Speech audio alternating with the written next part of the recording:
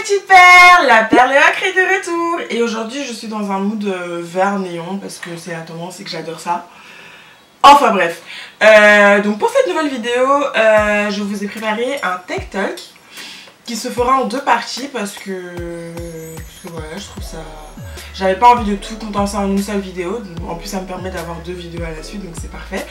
C'est un tech talk, pardon, parce que je reçois souvent beaucoup de questions sur, dans un premier temps, mes photos Insta, c'est-à-dire mon fil Insta, c'est-à-dire toutes les applications, toutes les étapes par lesquelles je passe pour obtenir le résultat de photos, de retouche photos que j'ai sur mon Insta, c'est-à-dire comment je retouche mes photos, toutes les applications que j'utilise. Et dans un deuxième temps, pour mes stories, c'est-à-dire toutes les applications que j'utilise pour mes stories, pour les mettre en page, pour les mettre en forme, etc. Et pour les vidéos, les filtres, etc. Donc la première partie de la vidéo, ça va être sur mon feed, donc sur toutes les retouches photos, vraiment comment je retouche mes photos pour avant de les poster sur Instagram. Et du coup la deuxième partie ce sera sur la story. Je sais pas si je vais poster les deux à la suite ou en décalé. De toute façon je verrai. Mais en tout cas voilà, j'espère que ce format de vidéo un peu technique vous plaira et s'il vous plaît, n'hésitez pas à me le dire en commentaire parce que je crois que c'est la première fois que je fais un style de vidéo comme ça où je parle vraiment d'un point de vue technique, quelque chose qui est plus relié à ce que je fais dans mon boulot, c'est-à-dire sachant que je suis graphiste et que du coup ça, je fais c'est mon quotidien en fait de faire des retouches photos et voilà donc voilà, n'hésitez pas à me dire si ce format de vidéo vous plaira, vous aura plu pardon à la fin de la vidéo et sans plus tarder, let's get to it!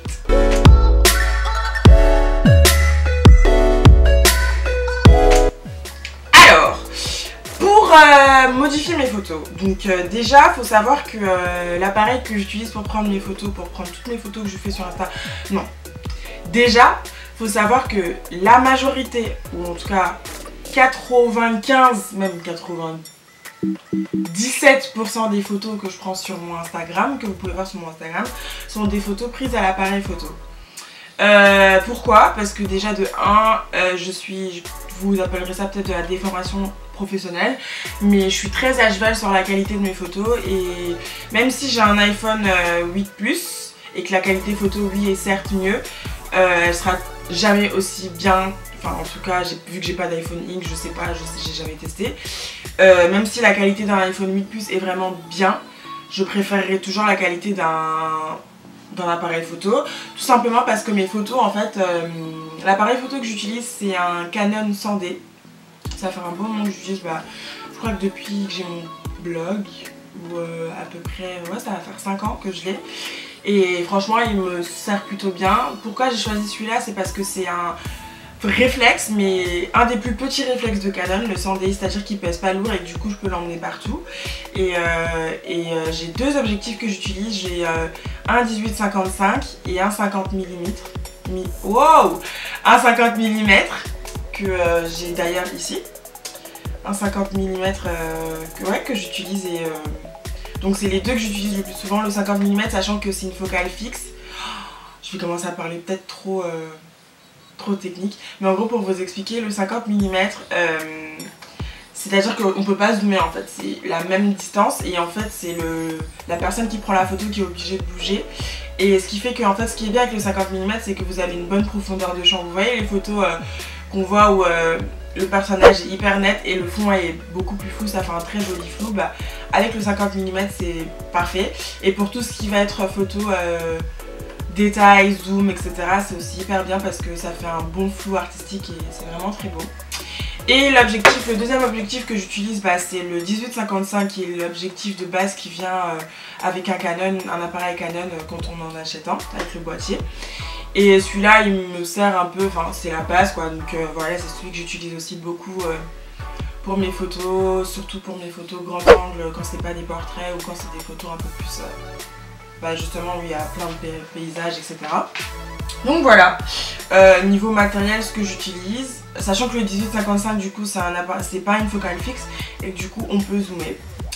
Donc voilà, je vais essayer de rester un peu clair et simple, basique dans mon langage pour pas trop vous perdre pour celles qui n'ont pas du tout de notion dans tout ce qui va être photographie etc. Donc Pour récapituler, j'utilise pour mes photos, la majorité, 97% de mes photos sur Instagram, c'est avec mon appareil photo. Avec mon appareil photo qui est un Canon 100D avec un objectif 50 mm et un 18-55. Pourquoi j'utilise mon appareil photo pour faire mes photos Instagram au lieu de mon téléphone? Mon téléphone, c'est vraiment genre quand j'ai pas le temps de... Quand sur le moment j'ai pas l'occasion d'avoir mon appareil photo avec moi, etc. J'essaie souvent, quand je sais que je vais shooter, etc. j'essaie souvent de me balader avec mon appareil photo, mais il arrive des jours où j'ai pas envie d'être surchargée, donc j'ai juste mon téléphone, et dans ce cas-là, dans le cas échéant, c'est ce que j'utilise. Donc je vous expliquerai aussi, j'ai un process pour quand je fais mes photos avec mon appareil photo, et un process pour quand je fais mes photos avec mon iPhone. Faut pas que je me perde, j'ai beaucoup d'informations à vous donner et faut pas que je m'éparpille partout, donc on va essayer. Donc, pour en revenir à ce que je disais, au sujet principal, pourquoi je prends mes photos avec mon appareil photo, c'est tout simplement parce que avec l'appareil photo, j'ai la possibilité de faire des photos en RAW. Qu'est-ce que c'est que le RAW? Vous me demanderez. Alors, faut savoir que pour les formats d'image avec un appareil photo, il y a, en tout cas avec les Canon, je crois que dans genre Nikon et tout, ça s'appelle pas RAW. Si, c'est du RAW, bref.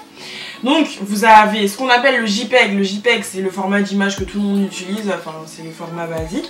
Et le RAW, en fait, c'est un format d'image, l'image est beaucoup plus brute. Et la qualité de l'image est beaucoup mieux que sur un JPEG parce que l'image est plus grande, donc les pixels sont plus... Enfin, les détails de l'image, c'est-à-dire que si on zoome sur une image JPEG et si on zoome sur une image RAW, l'image RAW, la qualité sera forcément meilleure.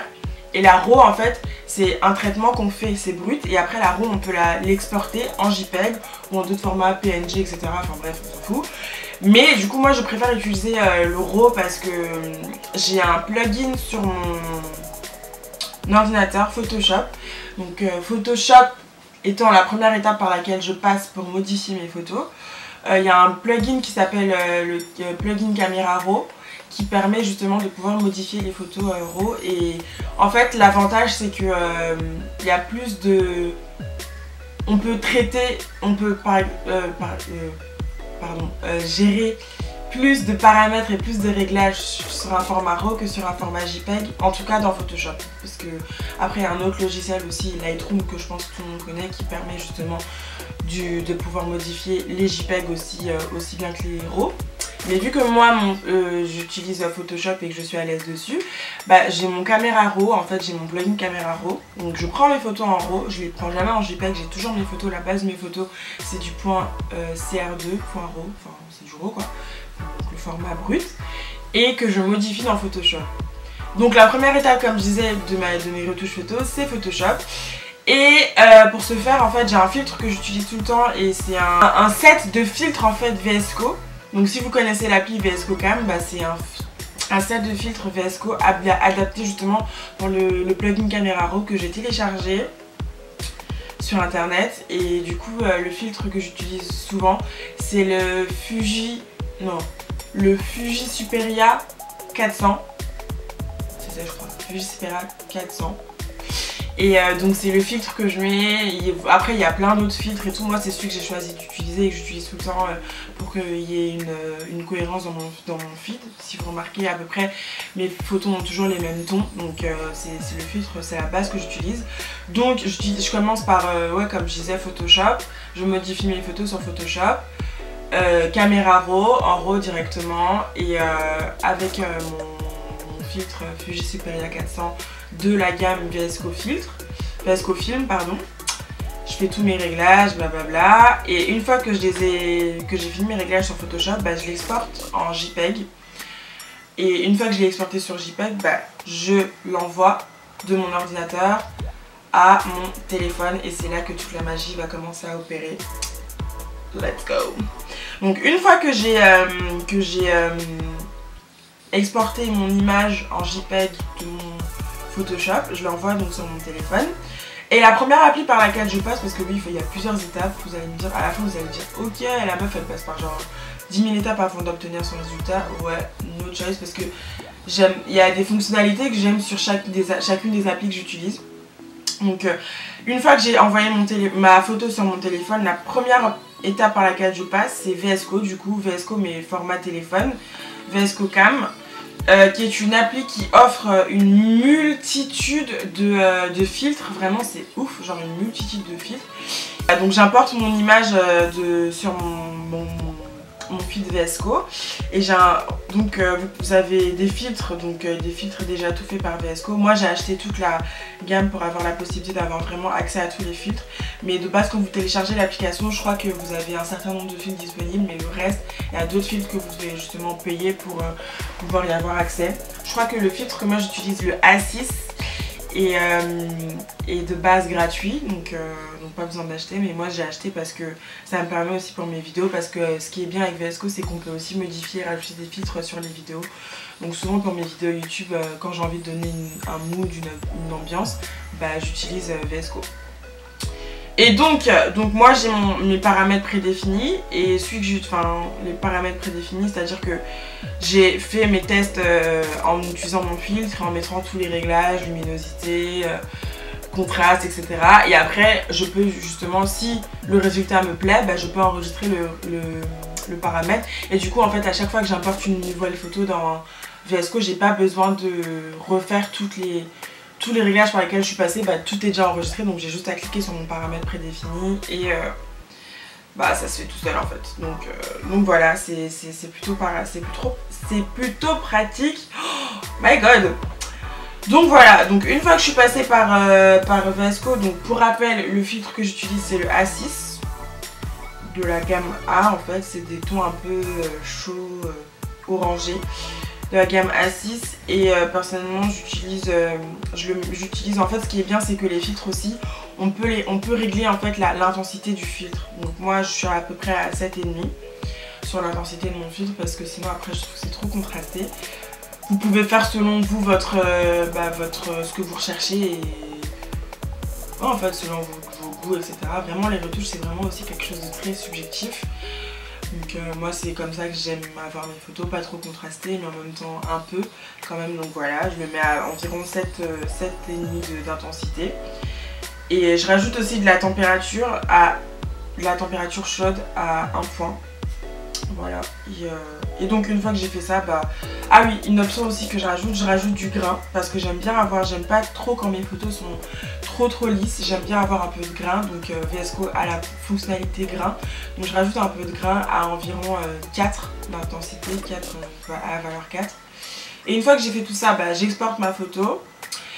Une fois que j'ai fini ma retouche sur VS Code, je vais sur la troisième étape, qui est l'application Snapseed. Snapseed qui est un peu pareil que VS Code, mais Snapseed j'utilise pas pour le filtre en fait. Là je rajoute plus à cette étape là, je rajoute plus de filtre colorimétrique. C'est vraiment que du réglage intensité, lumière, luminosité, contraste, etc. Donc Snapseed c'est une application qui me permet vraiment de pouvoir gérer tout ça. Et là pareil que sur VS Code en fait, j'ai des paramètres, des styles, eux ils appellent ça des styles prédéfinis que j'ai enregistré et que du coup en fait juste quand j'importe ma photo, j'ai juste pareil que sur VS Code, sélectionner le style que je veux appliquer. Après vous n'êtes pas obligé d'avoir votre style, vous avez aussi directement les outils, donc il y a plein d'effets, il y a les retouches basiques, il y a vraiment tout ce qui est luminosité, contraste, saturation, chaleur, etc.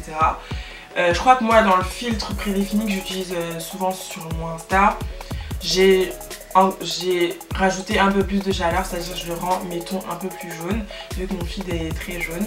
Vu que j'ai déjà rajouté de la température sur VS Code, je rajoute un chouïa. Je crois que je sais plus exactement les paramètres exacts que j'ai sur mon paramètre prédéfini, mais je crois que c'est ça, c'est de la chaleur, un peu de luminosité, un peu de contraste, et voilà. Donc c'est vraiment très au pixel près quoi, enfin à l'intensité près. Donc une fois que j'ai fait ça, j'exporte ma nouvelle version de la photo. Une fois que j'ai exporté la nouvelle version de ma photo, si vous avez remarqué sur mes photos Instagram, j'ai souvent un filtre un peu vieilli, un peu vintage, que j'aime bien rajouter un peu comme si la photo était un peu sale, parce que c'est quelque chose que j'aime bien le rendu. Et pour cela, la dernière application que j'utilise, c'est Rookie Cam. Rookie Cam qui est aussi une application qui propose des filtres etc. qui sont très bien aussi. C'est juste que moi vu que j'ai déjà trouvé mes filtres, en fait j'utilise pas les filtres de Rookie Cam, j'utilise tout simplement en fait ce que j'utilise en fait pour ajouter l'effet texturé, bah, c'est la partie texture. Donc on importe sa photo et vous avez différents trucs, vous avez les filtres, les pellicules, les textures et les fuites de lumière. Fuites de lumière, ouais c'est ça. Et moi ce que je rajoute c'est la texture et c'est la première texture que vous pouvez voir là, c'est la texture la toute première. Et après on peut là pareil aussi gérer l'intensité des textures. Là en ce moment, ces derniers temps, je suis plus à entre 40 et 30% d'intensité. Des fois il y a sur certaines photos où j'aime bien avoir des petites fuites de lumière en fonction de si je veux donner une petite ambiance vintage, encore plus vintage, comme vous pouvez voir sur certaines de mes dernières photos. Bah là du coup je vais dans la catégorie fuite de lumière et je sélectionne, ils en ont plein. Là pareil aussi il y a certains trucs qui sont payants, mais déjà de base dans la base non payante il y a des filtres vraiment très cool que vous pouvez avec lesquels vous pouvez vous en sortir. Donc voilà. Donc pour les étapes pour modifier mes photos Insta prises à l'appareil photo, en tout cas c'est ça. Donc pour récapituler, on a étape numéro 1 Photoshop avec le Camera Raw plugin où j'applique mon filtre Fuji Superia 400 qui est de la gamme VS Cofilm que j'ai téléchargé sur internet, que j'ai hacké on va dire, j'ai pas trop le droit de dire ça mais bon. Voilà, et une fois que j'ai fait ça, Photoshop, j'envoie la photo de mon ordinateur à mon téléphone. Étape numéro 2, VS Cam. VS Cam, j'applique mon filtre assis, c'est mon paramètre prédéfini avec tous les réglages déjà prédéfinis. Une fois que j'ai fini sur VS Code, j'importe ma photo sur Snapseed. Snapseed, je fais tous les derniers petits réglages, contraste, luminosité, sachant que comme je disais, j'ai là aussi un paramètre déjà prédéfini. Et dernière étape, Rookie Cam, où là j'applique mon filtre vieilli, mon filtre vintage avec le côté un peu vieilli, ça. Donc c'est les étapes par lesquelles je passe pour quand je modifie mes photos prises à l'appareil photo. Maintenant pour les photos modifiées à l'iPhone, quand je prends des photos modifiées, quand je prends des photos directement avec mon iPhone, j'ai une autre étape. Ça change pas beaucoup de l'étape avec l'appareil photo, c'est juste que là vu que je ne peux pas avoir accès à mes photos en RAW, en fait mes photos je les modifie, au lieu de les modifier sur Photoshop, bah, je les modifie sur Lightroom. Lightroom qui est une autre version qui est aussi très utilisée, je pense que la majorité des blogueuses Instagram, influenceuses Instagram, c'est Lightroom qu'elles utilisent. Vous avez aussi beaucoup d'influenceuses Instagram qui proposent leur propre preset Lightroom. Donc la majorité des gens en fait préfèrent modifier sur Lightroom parce que l'avantage de Lightroom c'est que vous pouvez non seulement l'avoir sur votre ordinateur mais aussi sur votre téléphone. Et là pareil c'est à peu près le même système. Vous importez votre photo et vous pouvez avoir un paramètre prédéfini. Donc Lightroom, ce qui est bien, c'est que ça vous permet vraiment de gérer sur un JPEG, ça vous permet de gérer beaucoup plus d'informations, beaucoup plus de réglages que sur Photoshop, en tout cas sur un format JPEG. Et donc vous pouvez vraiment gérer la luminosité, enfin les trucs basiques, luminosité, contraste, etc. Mais vous pouvez aussi modifier la colorimétrie, c'est-à-dire que en fonction du ton que vous voulez modifier, vous pouvez modifier la saturation, la teinte, si vous voulez que votre bleu soit plus bleu-vert ou plus violet, enfin plus bleu roi, si vous voulez que ce soit plus désaturé, que ce soit juste les bleus qui soient désaturés ou alors que ce soit juste les rouges qui soient désaturés et que votre rouge il ressemble plus à du orange ou alors à du rose, etc. Enfin, vous pouvez vraiment gérer les couleurs, donc ça c'est vraiment cool, c'est vraiment sympa, c'est vraiment l'avantage de Lightroom et je pense que c'est pour ça que tout le monde aime utiliser Lightroom.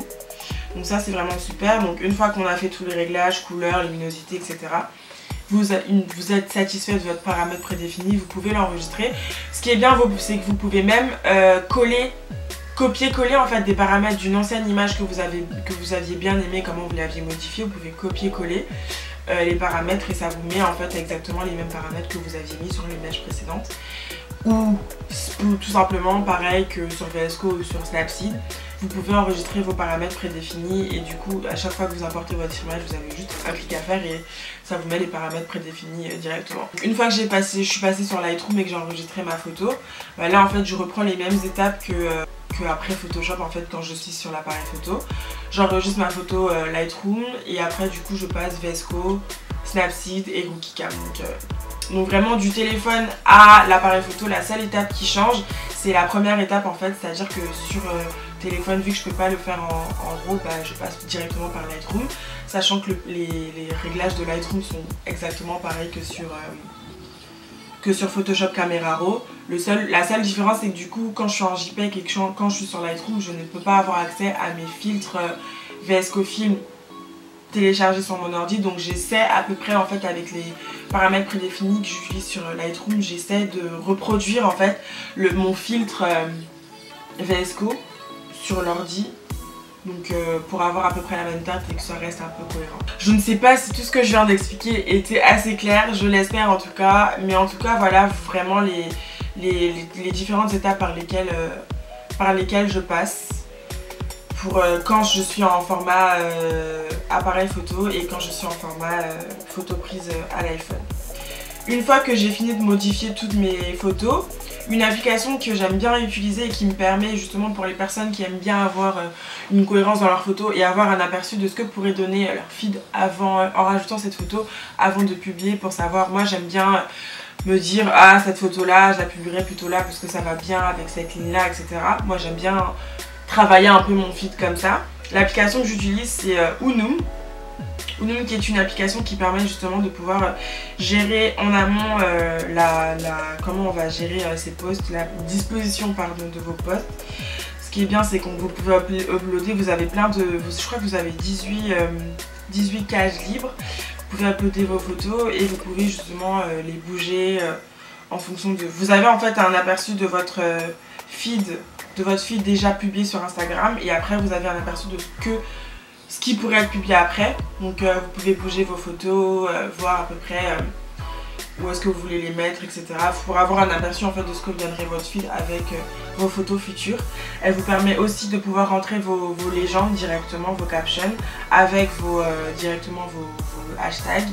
Vous avez des hashtags à rentrer et une fois que vous êtes content de votre rendu, vous avez juste en fait à cliquer sur un petit bouton qui vous dit directement post to Instagram et en gros ça enregistre l'image directement dans votre feed et ça, une fois que vous mettez post to Instagram, ça ouvre directement votre application Instagram et vous avez juste à copier-coller en fait ça copie-colle automatiquement votre légende et vous avez juste du coup à la coller quand vous êtes sur le moment de poster sur Instagram et le travail est fait. Donc ça va plutôt vite et c'est quelque chose d'assez organisé. Donc moi je sais que c'est un format qui m'aide vraiment et qui me permet vraiment de pouvoir avoir une vue d'ensemble sur mes posts, vu que j'aime bien un peu prévoir à l'avance, etc. Donc si vous êtes comme moi et si vous êtes intéressé par le fait d'avoir une prévisualisation de ce que peuvent donner vos posts avant de les poster sur Instagram, bah, cette application je vous la recommande vraiment, c'est vraiment une bonne application. Voilà, j'espère vraiment que cette première partie de la vidéo vous aura plu sur tout ce qui est justement retouche photo, etc. et comment obtenir, comment je fais en tout cas personnellement pour obtenir mon feed Instagram. J'espère avoir été claire et n'hésitez pas à me dire en commentaire si ce format de vidéo vous plaît, si si ce format vous plaît et si vous voudriez que je vous en fasse plus souvent sur des thèmes. N'hésitez pas aussi à me donner si vous avez des idées de thèmes, de tech talk sur lesquels je pourrais vous aider, etc. Enfin sur lesquels je pourrais partager avec vous et vous en parler.